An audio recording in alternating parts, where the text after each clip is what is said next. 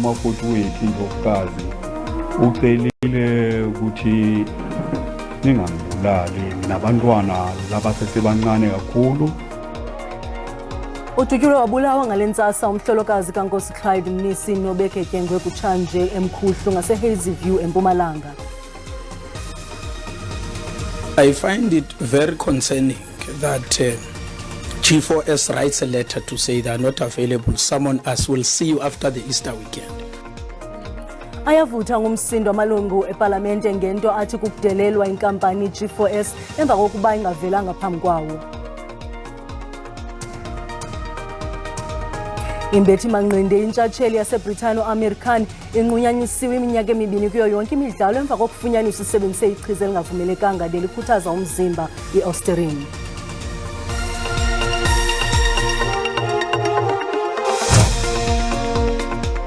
Molweni makhaya samkele nababukeli kwijelo iDTT khongozelana uvimbise nilungiselelo wona ngokuhlwanje.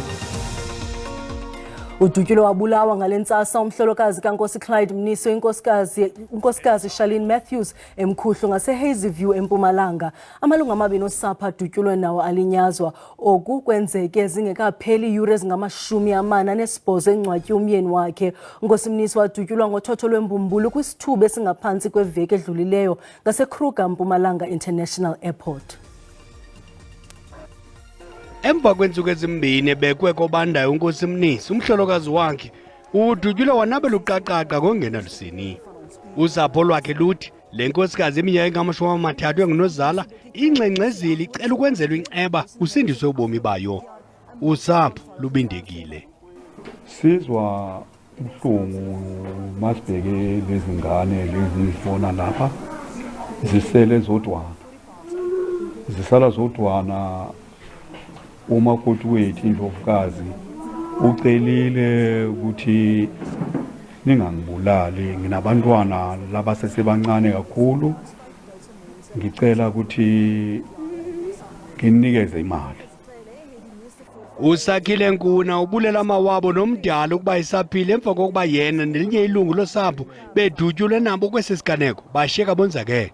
Mina bengilela mangilela bonkuve umuntu angena lo muntu angena ubhungu wavuka wangivusa mina kanti lo muntu ungishayile mangishaya ubhungu walona ngezivalo waqeda wahamba ngala kulala uSqueezer khona.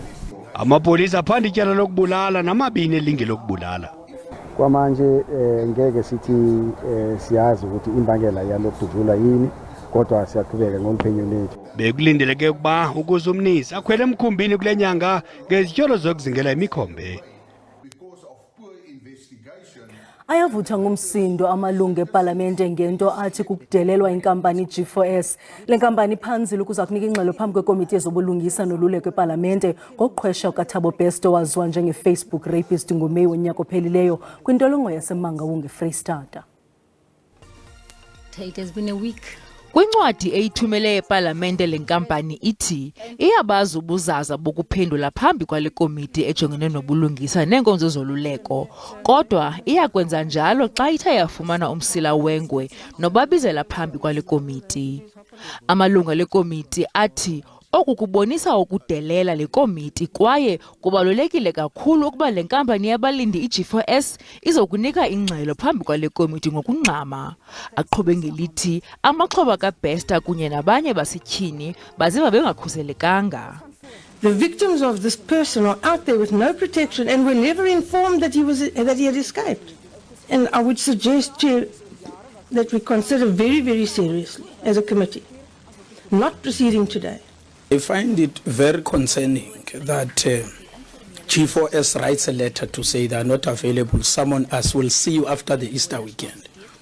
They then turn around and send someone here to come and sit here and listen as to what we are going to be saying. We are being played here. Umphathiswa wezobulungisa neenkonzo zoluleko uRonald Lamola uthe isebe lakhe lakukwenza kangangoko ukunika iimpendulo kuyo yonke imibuzo yabemi beli. We believe that it is in the public interest that the public knows what we knew, what happened, and what is going on in terms of capturing the fugitive that has escaped from our facility. Usihlalo wale komiti uGratitude Makwanise uthe uza kucela usomlomo weParlamente ukuba akhuphe umsila wengwe noza kubiza le nkampani iG4S izokuma phambi kwamalungu ale komiti. Mawucinywe ungabikho umthetho yilwayo ochasene nabathandana nesini esinye. Elo libango elenziwe liqela iEFF kumongameli waseUganda uYoweri Museveni. Eliqela nabanye abanomdla kulomba benze umngcelelo obheka kwiofisi kanozakuzaku waseUganda ukweli emva kokuba kupasiswe umthetho wenza kube lityala ukuthandana nesini esinye kwela lizwe. I-EFF yenze umngcelelo obheka kwi-ofisi kanozakuzaku waseUganda kweli ngelinika inkxaso kuluntu olungabonelwa ntweni lwe-LGBTQIA+ ngelinyanzelisa umongameli Museveni angawutyikityi umthetho ilwayo ongokucalula abantu abathandana nesini esinye. Inkokheli ye-EFF Mnumzana Julius Malema ubuza intsukaphi lomthetho ilwayo. There is something called attempt homophobic life sentence. Attempt homophobic, what is that? How are you going to see that a person has attempted to be homophobic? You can hear there is barbarism, there is stupidity in the whole bill.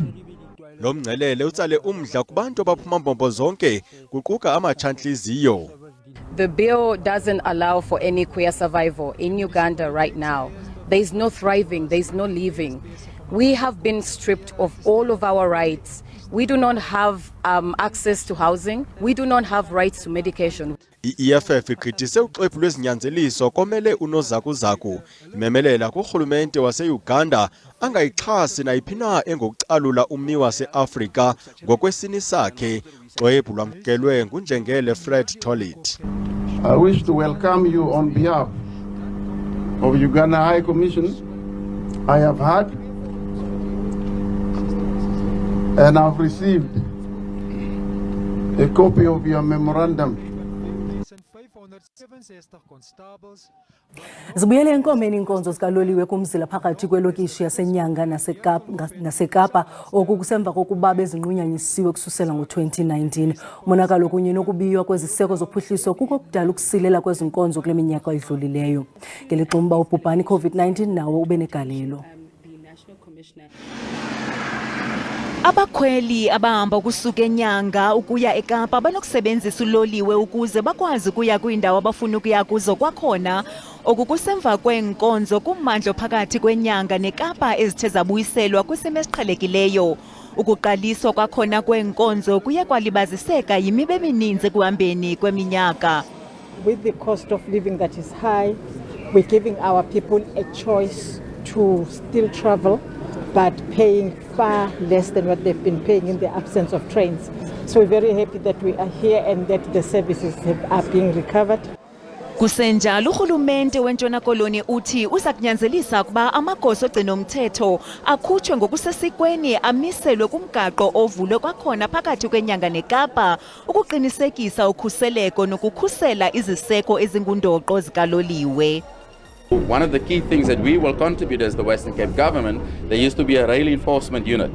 Because now that trains are running, we don't want people to start vandalizing trains and start burning trains again. Abakhweli abahamba kumzila ovulwe ngokutsha bakwamkela ukuqaliswa kwakhona kweenkonzo zikaloliwe ezisuka eNyanga. Sisebenza itaxi from Mining to Cape Town, but ngoku itrain izikhona apha eNyanga Junction. Silapha ngoku sibhizi ndicinga uba kuyilontsha into ezinjalo ngoku izani bahlala itrain izikhona masambeni mani buyela uduyi. IPrasa ithi iza kusebenza nzima ukubuyisela iinkonzo kwezinye izikhululo eziliqela ekulindeleke kuba zibe kwi-internet kwixesha elizayo de kube ngoku ithi ichithe imali engaphezulu kwama600 ezigidi zeerandi kwimisebenzi yokubuyisela umzila kaloliwe kummandla kumbindi. Kwalapha ezindabeni kusweleke umakhi emva kwemvula enemimoya ehlasele ingingqi yasempangeni kunye naseRichards Bay kumantla onxweme laKwaZulu Natal. Kodwa masiqale evenkileni.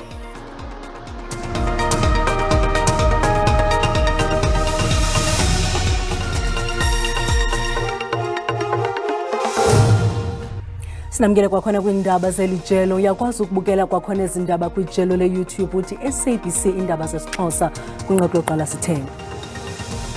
uDutyulwe wabulawa ngale ntsasa umhlolokazi kaNkosi Clyde Mnisi, unkosikazi Charlene Matthews emkhuhlu ngaseHazyview eMpumalanga. Amalungu amabini osapho adutyulwe nawo alinyazwa. Oku kwenzeke singekapheli iiyure ezingama-48 encwadi yomyeni wakhe nowadutyulwa kwisithuba esingaphansi kweveki edlulileyo ngaseKruger eMpumalanga International Airport.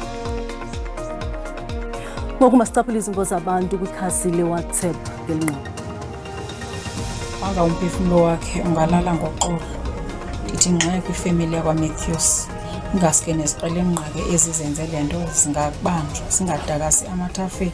Ibuhlungu le nto ezibhamu apha eMzantsi Afrika. Abantu bayadutyulwa kugqibe kuthuleke nje kungabikho mntu. Kwezi zixholo-xholo zingaka zenzeka apha eMzantsi Afrika mna ndisola umthetho oyekeyeke ngoba emajele amabanjwa onwabile. Urhulumente makakakhupha amajelo patrol kuthi ezibhamu ziningisana ngaseSouth Africa. Into yakusinceda apha eMzantsi Afrika ngokubana urhulumente abuyise isigwebo sentambo. Ayinje kaloku akukwazi ukubulala abantu ngathi kubulala imbovane. Izindaba ezimbi kakhulu esizivayo msasazi, kodwa ngethemba lokuba amapolisa azokwenza umsebenzi wayo, ayeke le nto ahlele phandile engaphumi nanto. Inongasawutshola ngeli philiso xa kunje kuba ngasa kusoleka umntu kuwesi khona kule nyanga kuwesi. Kuziba ngempela apha eNingizimu Afrika usuku nosuku hleze zivuka siphinde silale ngendaba ezimnandi ngempela. Siyacela abantu babuyele onembeza. Amaphoyisa ngiyaswablame kakhulu ngoba ayazama. Inkinga yithina abantu sibaningi kakhulu esingenabo nembeza. Amaphoyisa samele asebenze kakhulu eSouth Africa ngoba South Africa sekulula nje ukubulala umuntu ngoba bayazi vele bazoboshwa baphuma ngamabheyili.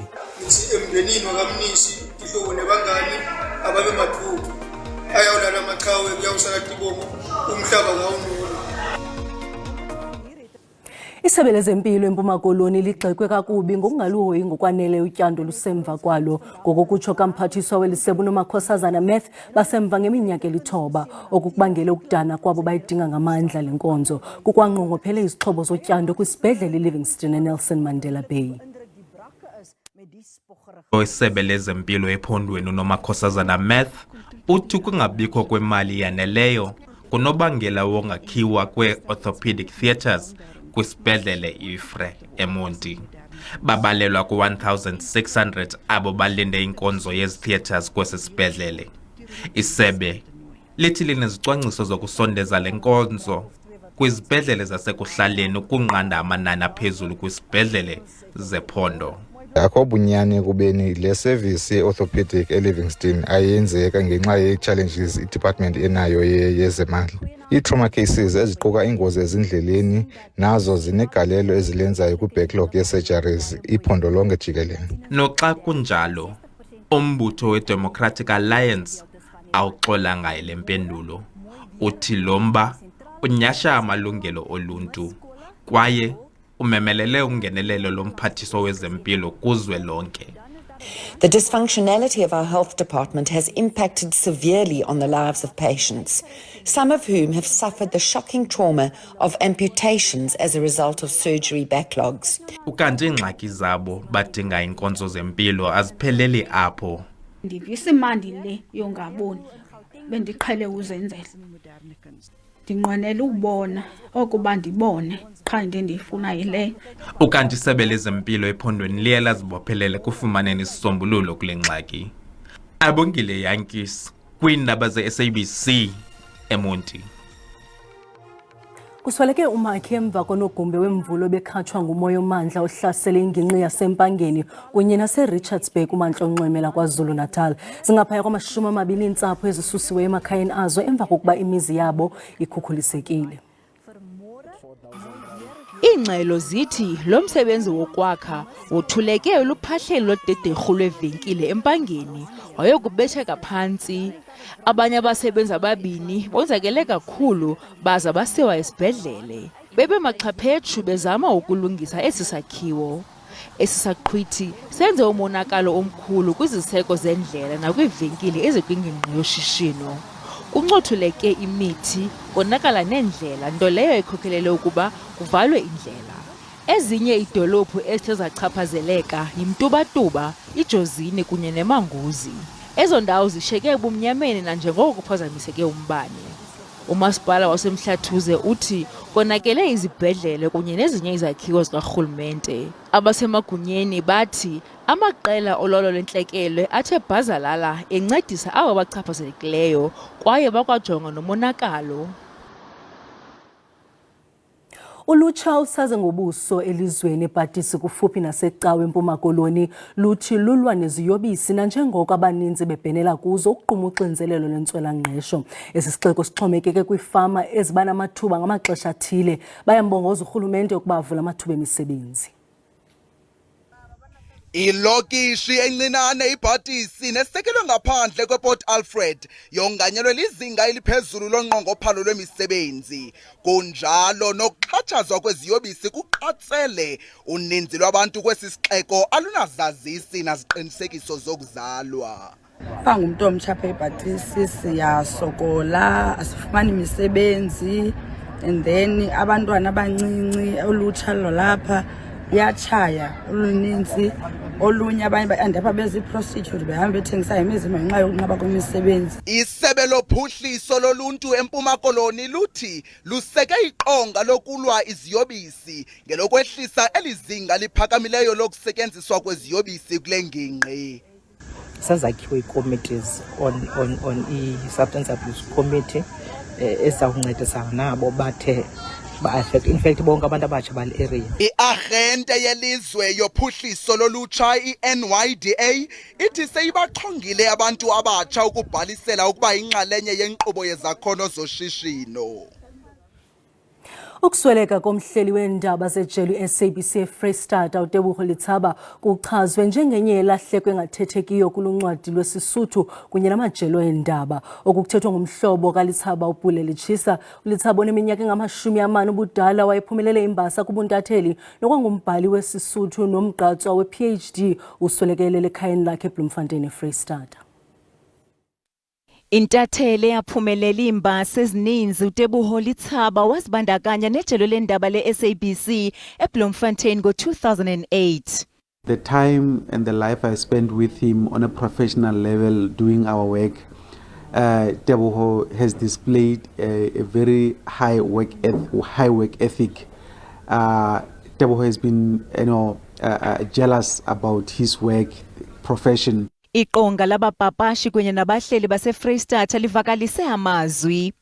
Teboho Lithaba proved us right that education is indeed key because he recently attained his degree in law studies.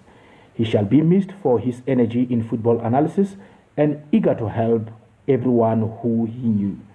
Umlawuli jikelele we-SABC ephondweni uMandla Mbuse uthi ebeluthanda ulwimi lwakhe ngelixa ebewuthanda umsebenzi wakhe. We'll remember Teboho as a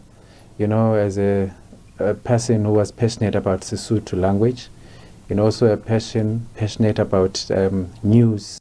uLithaba ukhokhele i-SABC eFreystata icandelo lendaba nemicimbi yangoku ngokwahlukileyo nangothando. Iinkcukacha zenkonzo yesikhumbuzo nomngcwabo wakhe ziza kubhengezwa.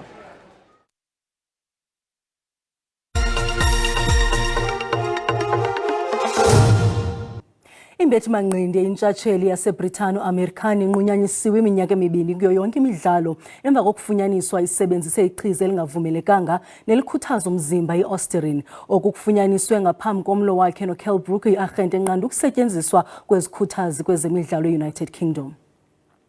Amagosa amabini eqela iMarumo Gallants asabambezeleke eLibya emva kokuxhulwa ngusomashishini othile walapho. Umnini hotela uGqirha Ali Alzaga uyala ukukhulula esesibini de imali yakhe ihlawulwe. Lamagosa uRufus Matsena noTeboho Dlomo sele begcinwe iveki ezimbini ngulo somashishini. Ingxaki iqale ekubeni ingakhange ibekho inqwelo moya eza kuya ngqo eLibya kwanyanzeleka banqumle Turkey bazibona bebambezeleka eIstanbul banika uncedo ngulo somashishini ukubheka eBenghazi nangendawo yolwamkelo. Iyala ukuhlawula iGallants ngelithi lo somashishini uwenyuse ngokuphinda-phindwe kathandathu amaxabiso. Izindaba ezimnandi uhlelo lwe-SABC olungungqa phambili nolusakaza ngolimi lwesiZulu i-Asikhulume Let's Talk lubuyile komabonakude benu babukeli. Baba, wena ungafisa ukuthi uhlelo lwe-Asikhulume lukhulume ngani? Indaba loshade iyaphazamisa. Bawuhamba ugesi bayangibamba. Kodwa kagesi ayikulimaza kakhulu amabhizinisi awasasebenzi. Ungabona imoteni kanjani seshayisene ngendaba njalo amaphotos asemgwaqeni.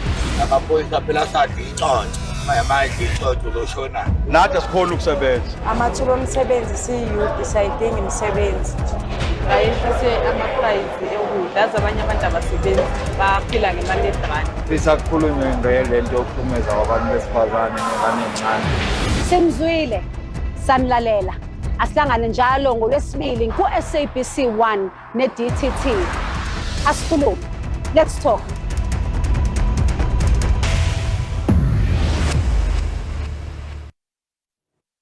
Ukanti ungayibukela inkqubo asikhulume ngecala emva kweyesithoba ngokuhlwanje kwijelo le-SABC 1 ngalondlela siqonqothile uvimba wangokuhlwanje zangomso siza nogxabethu ngesizulu kamnandi mawethu.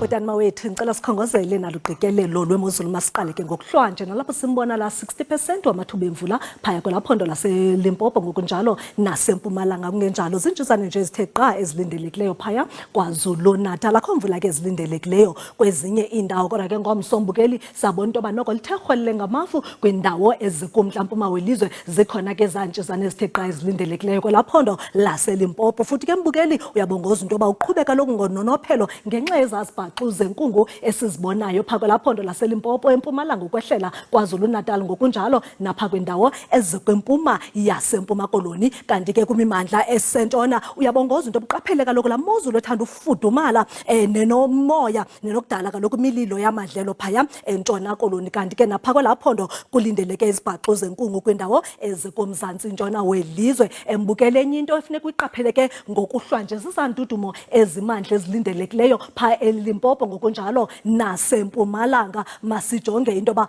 amaqondo wethu okutshisa wona asibeka phina ndingatsho mbukeli ndithi noko kwindawo esigudla unxweme olupha empuma noko kuthande ukufudumala ngu14 eGqeberha ngelixa silindele u15 degrees phaya eMonti ngo11 degrees phaya eMthatha aphinde kathathisa amaqondo ngo19 phaya eThekwini ngokonjalo naseRichards Bay kanti ke xa sijonga kumimandla esentshona nakhona mbukeli noko lihle izulu eKapa lodumo ngo12 degrees athathise amaqondo ngo17 phaya eFredendal ngelixa silindele u15 degrees eUppington ku13 omhle nje phaya eBhobhofolo ngokunjalo naseGeorge Zeibe ngu15 degrees phaya eTsoreni kanti ke sisithoba nje phaya eRhafu eKaladokhwe ngokunjalo naseKomani ngomso ke mbukeli kufudumele kakuhle ngo28 eKapa lodumo ngelixa ke amaqondo ethande nokuba phezulu ngo36 phaya eFredendal kumimandla esempuma nakhona lihle izulu kuthande ukufudumala ngo26 eKomani ngokunjalo napha eMthatha kanti ke kuphole ngo22 phaya eGauteng kamnandi mawethu.